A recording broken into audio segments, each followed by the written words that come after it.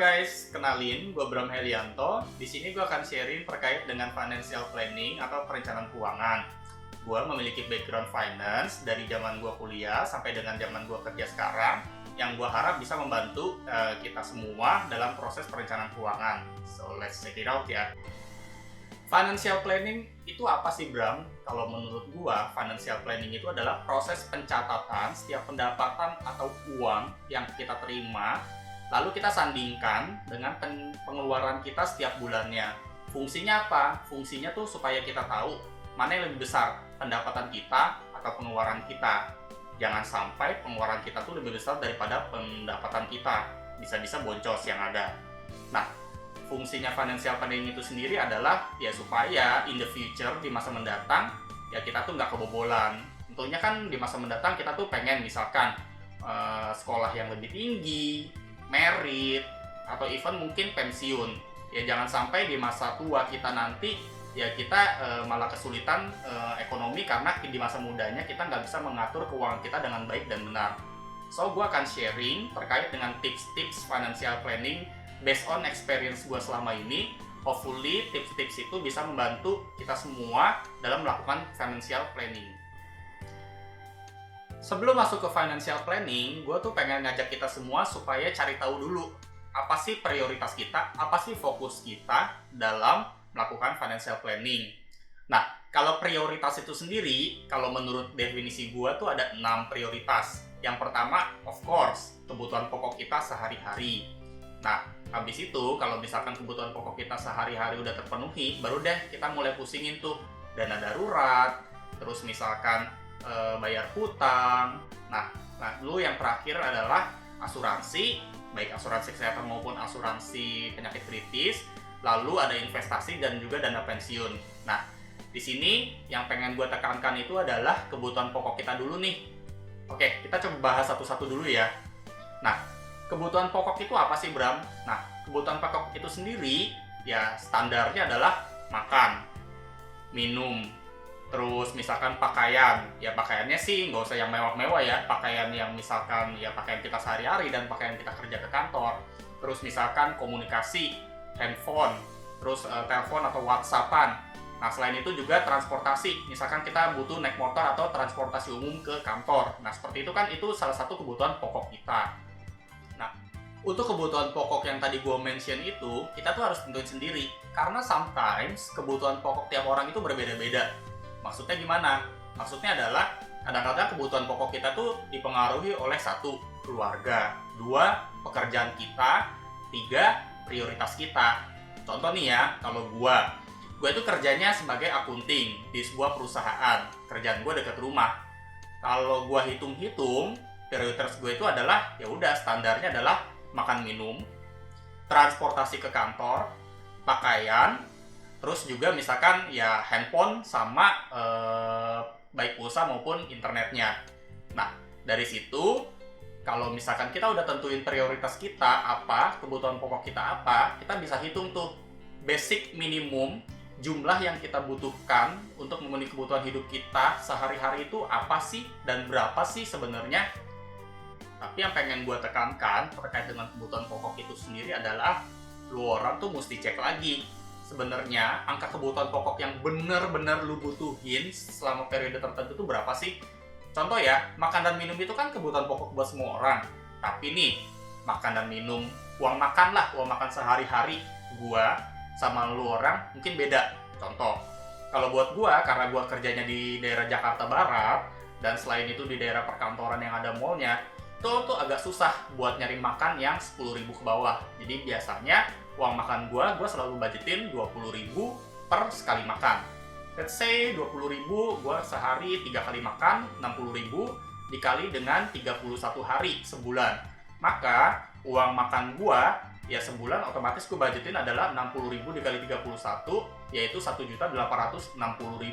Nah, ya gua nggak tahu kalau misalkan lu tinggal di Jogja atau misalkan tinggal di daerah yang lebih murah, ya mungkin uang makan 10.000 bisa cukup buat lu makan sekali makan. Tapi kalau misalkan ada juga teman-teman gue yang kerjanya di daerah Sudirman, misalkan kerjanya di daerah gedung Bursa Efek gitu, itu tuh agak susah buat cari makan yang lower price kayak gitu. Jadi bisa aja uang makan mereka itu dibajetin uang makan siangnya, jadi misalkan sekali makan 30.000 atau 40.000. Nah, balik lagi, kalau misalkan lu bisa afford sehemat mungkin, seminimal mungkin, tapi nggak membuat lu sengsara, ya gua harap itu adalah definisi kebutuhan pokok buat lu. Nah, kalau misalkan lu orang udah berhasil nentuin berapa sih jumlah minimum yang benar-benar lu butuhin setiap bulannya buat kebutuhan pokok lu, baru deh gue lanjutin ke next stepnya ya. Nah, di sini gue tuh pengen gambarin grafik sederhana pendapatan versus pengeluaran. Nah, di sini tentu kalian melihat perbedaannya tuh ya. Nah, kalau untuk pendapatan, grafiknya itu miring.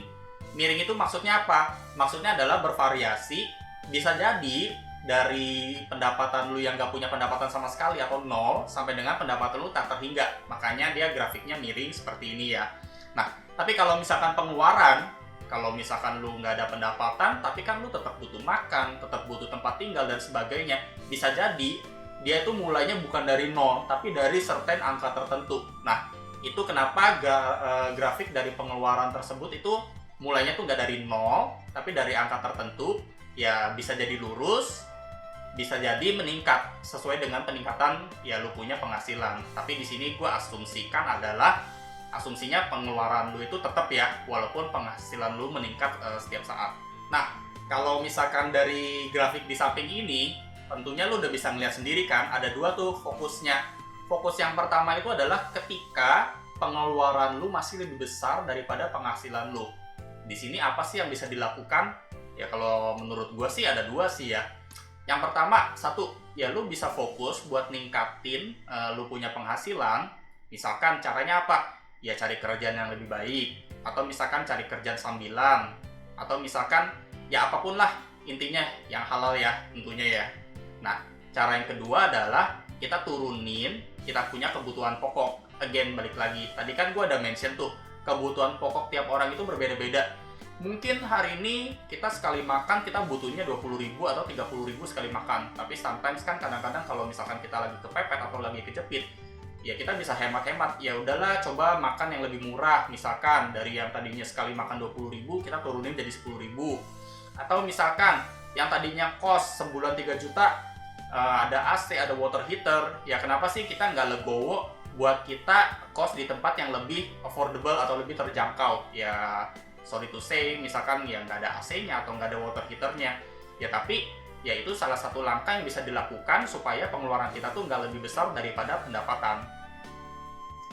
Tapi yang gue pengen tekankan adalah ketika lu melakukan penghematan di suatu tempat, jangan sampai ya penghematan itu tuh malah bikin boncos di section yang lainnya. Maksudnya gimana? Maksudnya adalah, contoh, yang tadinya lu ngekos sebulan 3 juta di daerah Sudirman, terus demi hemat-hemat lu pindah ke Bekasi yang ngekosnya mungkin cuma 500.000 atau 1 juta. Tapi lu bolak-balik naik transportasi umum itu malah sebulan lebih dari 2 juta. Ya otomatis tetap aja boncos lah ya. Kecuali kalau misalkan lu udah hitung-hitung, antara misalkan ketika dari kos yang 3 juta tadi, terus lu pindah ke tempat kos yang lebih murah, ya memang secara total pengeluaran, ya tetap lebih murah atau lebih worth it buat dilakukan, then why not? Ya buat teman-teman, ada juga yang milih, ya kalau misalkan gua kos lebih dekat dengan kantor, ya gue jadi lebih produktif.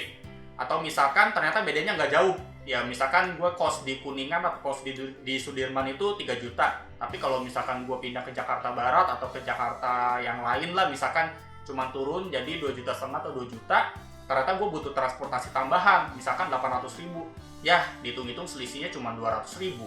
Again, balik lagi, apakah kita mau memperjuangkan 200.000 itu, atau ya kalau misalkan kita bisa dapat kos yang lebih dekat dengan kantor dan kita jadi lebih produktif, hopefully dengan lebih produktif ya mungkin skill kita meningkat, pendapatan kita meningkat, karir kita meningkat, dan sebagainya.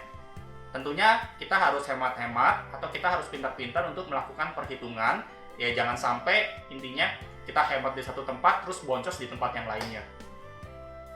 Nah, fokus kita yang kedua itu adalah ketika pendapatan lu udah lebih besar daripada pengeluaran. Nah, di sini kita tuh mulai sedikit bernapas lebih lega lah. Ya syukur-syukur kalau pendapatan lu tuh jauh gede banget di atas pengeluaran lu. Ya gue sih ikut seneng aja gitu. Nah, di sini kita mulai fokus tuh. Tadi kan ada dana darurat, ada bayar utang, ada asuransi, investasi, dan yang terakhir adalah pensiun.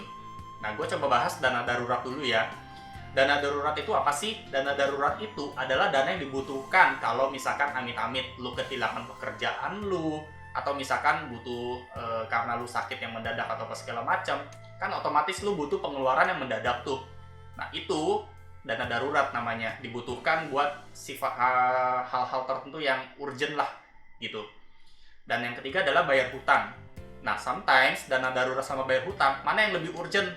Ya tergantung, balik lagi. Kalau menurut gua, kalau misalkan hutangnya masih manageable, misalkan ya selama ini cicilan bulanannya terkontrol kok atau apa segala macam, ya is okay. Mungkin lu bisa bagi dua splitnya. Misalkan lu pendapatannya 10 juta, pengeluaran 8 juta, kan sisa 2 juta tuh. Nah, dari sisa 2 juta ya lu bagi dua aja. Misalkan 1 juta buat kumpulin dana darurat dulu, terus yang 1 juta lu kumpulin buat bayarin hutang deh setiap bulannya. Ya syukur-syukur kalau misalkan hutang lu udah lunas, lu bisa kumpulin, lu punya dana darurat. Nah, dana darurat itu idealnya berapa sih? Untuk dana darurat yang ideal itu, ya balik lagi, tergantung dari lu punya tanggungan, lu punya kebutuhan pokok, dan lu punya financial profile. Kalau buat gua, dana darurat yang ideal itu adalah sekitar 6 sampai 12 kali dari pengeluaran rutin lu setiap bulannya. Kenapa? Karena kalau misalkan amit-amit lu dipecat atau kehilangan pekerjaan, ya lu punya tabungan yang lu bisa manfaatkan sambil lu cari-cari kerjaan yang lain gitu loh. Jadi kan ketika lu nggak punya penghasilan atau nggak punya pekerjaan, penghasilan lu otomatis drop jadi nol gitu. Makanya dana darurat itu dibutuhkan buat situ. Terus kalau terkait dengan hutang tadi, lu balik lagi, hutangnya tuh urgent nggak sih? Jangan sampai lu utang udah dikejar-kejar debt collector atau apa segala macam, tapi lu malah nggak bayar-bayar atau apa segala macam. Nah itu ngeri juga ya. Jadi again balik lagi, lu prioritasin dulu mana yang lebih urgent, dana darurat kah atau bayar hutang. Baru nanti kita baru masuk ke section asuransi, terus investasi ataupun pensiun. Nah kalau asuransi sendiri menurut gua, kalau kita belum mampu untuk beli asuransi yang mahal-mahal, misalkan kayak Allianz atau Prudent, ya is okay lah kita legowo dulu pakai BPJS. Syukur-syukur kalau lu punya asuransi dari kantor. Kecuali kalau misalkan nanti dana darurat lu udah terkumpul, hutang lu udah terkontrol, misalkan ya mungkin lu punya cicilan itu kecil lah, jauh dari penghasilan bulanan lu, mungkin lu bisa upgrade lu punya asuransi gitu. Tapi untuk dana darurat, untuk bayar hutang, untuk asuransi, investasi, dan pensiun, kita akan bahas di section terpisah nanti ya. Di sini gue akan kasih 2 contoh, yaitu Udi sama Dodi. Untuk Udi, dia punya pendapatan dan pengeluaran sebagai berikut nih. Gaji bulanannya Rp3.500.000, makan, sekali makan 15.000, dikali 3, dikali 31, total 1.395.000, kos 2 juta, transportasi 100.000, pulsa handphone dan di internet 200.000, lalu cicilan handphone 400.000. Total kebutuhannya adalah 4.095.000, sehingga dia punya sisa itu adalah minus 595.000. Lalu untuk Dodi, dia punya pendapatan dan pengeluaran sebagai berikut nih.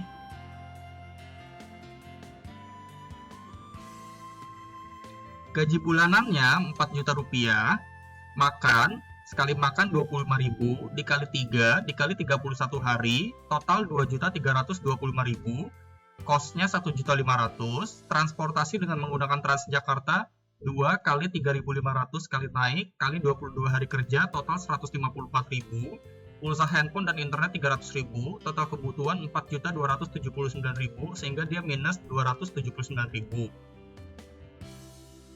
Nah, sekarang pertanyaannya, terus kalau minus gimana?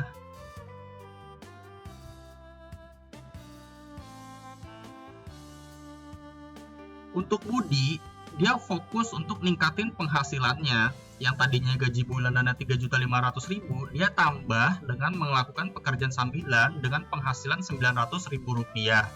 Asumsinya makan, kos, transportasi, lalu tadi juga pulsa handphone, sama cicilan handphone, dia tetap di angka seperti sebelumnya. Total kebutuhan tetap di 4.095.000, sekarang dia punya sisa Rp205.000. Sedangkan untuk Dodi, fokusnya adalah revisi kebutuhan pokoknya dia dengan penghasilannya tetap. Jadi kayak gini nih contohnya. Gaji bulannya tetap ya di angka 4 juta. Makannya dia revisi jadi 15.000 sekali makan dikali 3 dikali 31 hari total 1.390.000. Kosnya dia cari yang lebih murah jadi 1 juta rupiah. Transportasinya tetap. Pulsa handphone dan internet turun jadi Rp100.000, total kebutuhannya jadi Rp2.649.000 sehingga dia positif Rp1.351.000. Nah, kalau lu orang, pilihnya enak yang mana ya?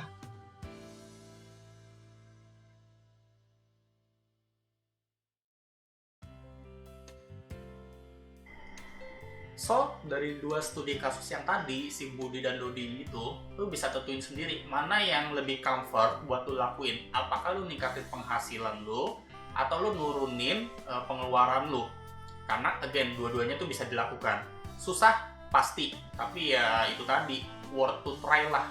Kenapa? Karena misalkan dengan melakukan financial planning itu sendiri, ya lu bisa manage, lu punya pendapatan versus pengeluaran. Ya hopefully lu nggak akan kesulitan keuangan di masa mendatang. Nah, untuk section-section selanjutnya seperti dana darurat, bayar hutang, asuransi, investasi dan pensiun kita akan bahas di video-video selanjutnya ya. So, thank you for watching. Please like and subscribe my YouTube, and then jangan lupa follow juga Instagram gua @catakuang. Di sini gue akan sharing terkait dengan tips-tips maupun informasi-informasi seputar dengan financial planning. Hopefully based on experience gue dan expertise gue bisa membantu dan memberikan tips-tips yang bermanfaat buat financial planning. Oke, thank you semuanya. Have a good day. Bye.